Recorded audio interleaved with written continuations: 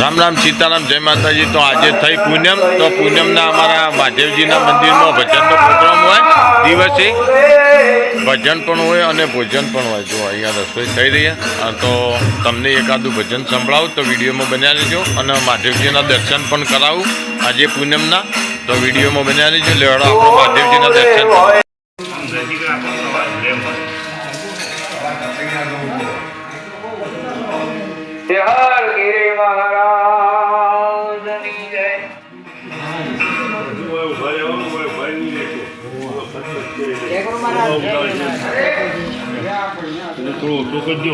શું કરો બાળી કૂદજો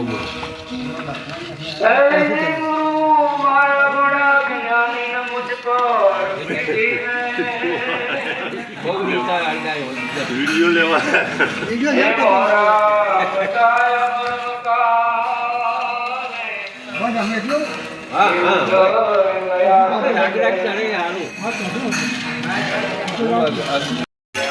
તો આજે થઈ પૂનમ, તો પૂનમના દિવસે મહાદેવજીનો તો તમને દર્શન કરાવે, પણ અમારા ગામમાં અનેક સંતોને સમાધિ લીધેલી, જીવન સમાધિ, જે 3 સંતોને જીવન સમાધિ અમારા ગામની અંદર લીધેલી છે।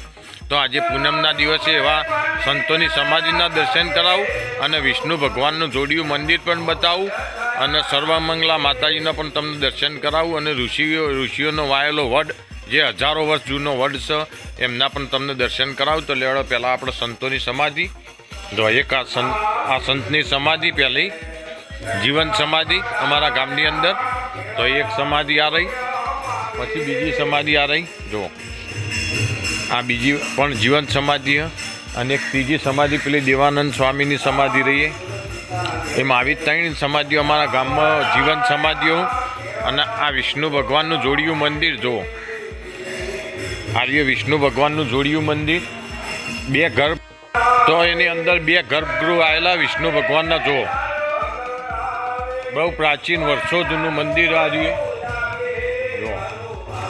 એક ઉત્તરાયણ પશ્ચિમા વિમુખ 2 ગર્ભગૃહ આ વિષ્ણુ ભગવાનનું જોડિયું મંદિર તમને બતાવ્યું। જુઓ આમાં આપણે જોઈએ ઋષિવડ તમને બતાવું, જે ઋષિવડ અમારા ગામની અંદર અડધા પૂર્ણા વીઘાની અંદર પથરાયેલો અને એના જોડે અમારા ગામનું બહુ મોટું તળાવ છે, તો તમને બતાવું। જો આ તળાવના કોઠે એક શીતળા માતાજીનું મંદિર પણ છે, આ શીતળા માતાજીનું મંદિર, અને આમાં આપણે જોઈએ વડ, જો આ ઋષિવડ જેના હજારો વર્ષ થઈ ગયો, ઋષિ મુનિ અને સંતોને વાયેલો, તો એ વખતનો આ ઋષિવડ છે। જો આની ઉંમર 1000 વર્ષ ઉપરની થઈ ગઈ ઋષિવડની, એનું થડ જુઓ, બધો આખો વડ વળવૈયો ઉપર જ વળગી રહ્યો, જો બહુ મોટી એક અડધા પૂર્ણા વીઘાની અંદર પથરાયેલો વડ આરે।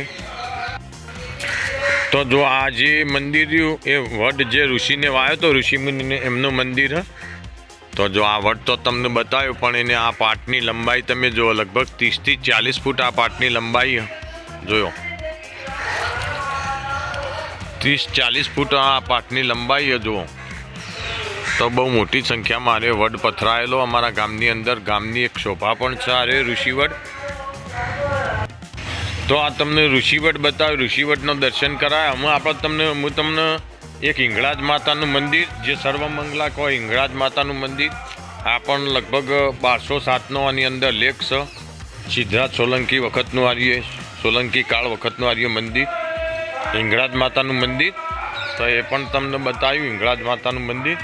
હવે તમને અમારા ગામનું તળાવ બતાવું, જે મંદિરના પંચમુખી મહાદેવના મંદિરના કોઠો છે આવેલું તળાવ। તો જો આપણે આયા તળાવના કોઠે હું તમને તળાવ બતાવી દઉં। જો અમારા ગામનું આ મોટામાં મોટું તળાવ જોઈ લો, બહુ મોટી જગ્યામાં પથરાયેલું, લગભગ 50 વીઘાની અંદર તળાવ પથરાયેલું અમારા ગામનું। આ પણ તળાવ, એની બાજુમાં બીજું પણ તળાવ છે, એમ કરીને લગભગ 50 વીઘા જમીનની અંદર તળાવ પથરાયેલું। તો આમાં આપણે જઈએ ભજનની અંદર, જો કે આજે પૂનમ છે એટલે ભજનની અંદર રહેવું પડશે। તો આ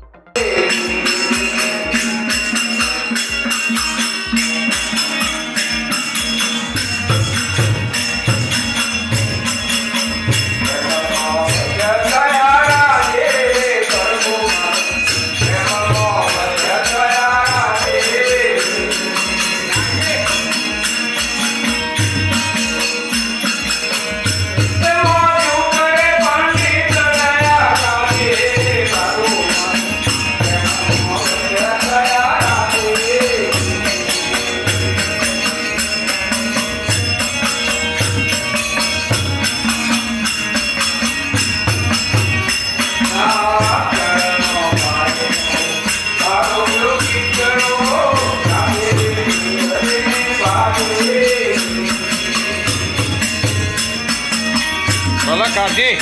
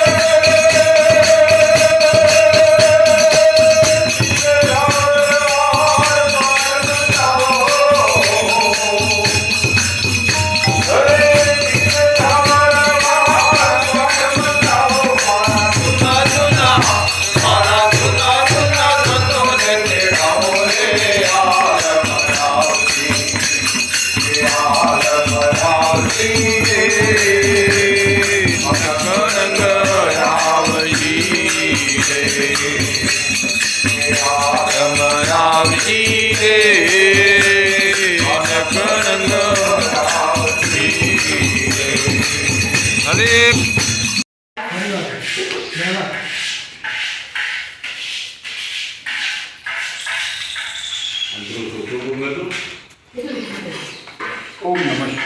ઓમ નમઃ શિવાય હજુ ચાલુ પીએ દે ગયો તો